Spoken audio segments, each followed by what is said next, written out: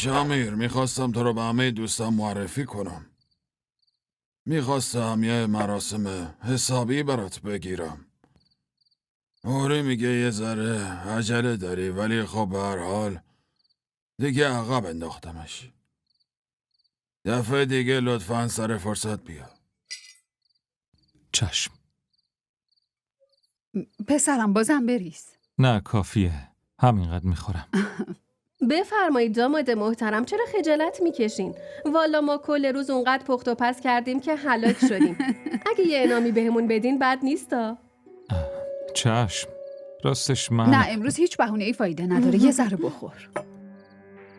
وقتی نمیخواد بخوره چرا اصرار میکنی نیوشا؟ این مسئله بین خواهرزن و داماده. تو چرا میپری وسط؟ لطفاً ساکت شو.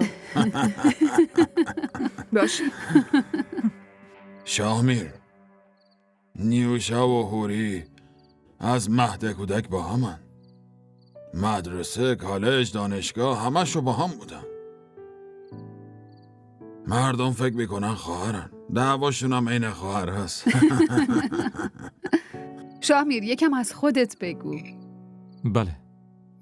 دارم پزشکی میخونم. آره اونو که میدونیم.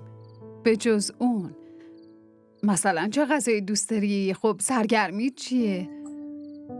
از جامعه به اون سنتی رفتی خارج درس خوندی. اونجا چطوری خوب گرفتی؟ مردم خودت، کشورت حتما همش یادت میاد. بدون اینا حتما دلت میگیره.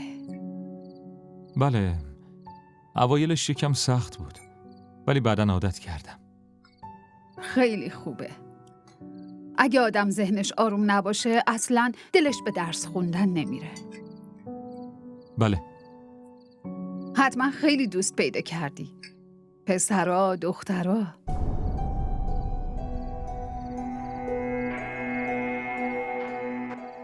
بله. همه مامانا عین همن به خدا. یه سوالای جدی میپرسن که صورت آدم 28 ساله میشه شبیه 88 ساله ها. نیوشا. پس چی؟ اصلا خودت بگو داداش شاهمیر. واسه جواب دادن به یه سوال جدی آدم باید میمیک صورتش جدی باشه یا نه؟ بله. نیوشا این تو خونه هم همینطوری؟ که اینطور. پس باید یه دوست دیگه واسه خودت پیدا کنی. هم؟ داداش این اگه چند روز دیگه باهات زندگی کنه دقیقاً عین خودت میشه. پس همینجا نگهش دارم.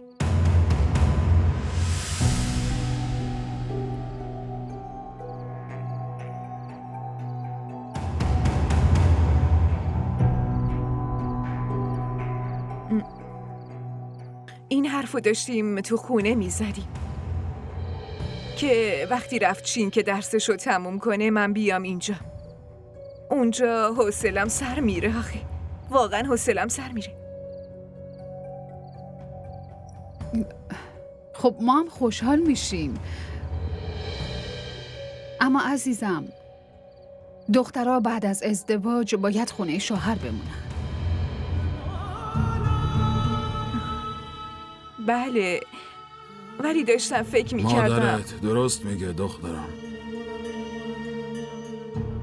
دختر باید تو خونه شوهرش باشه.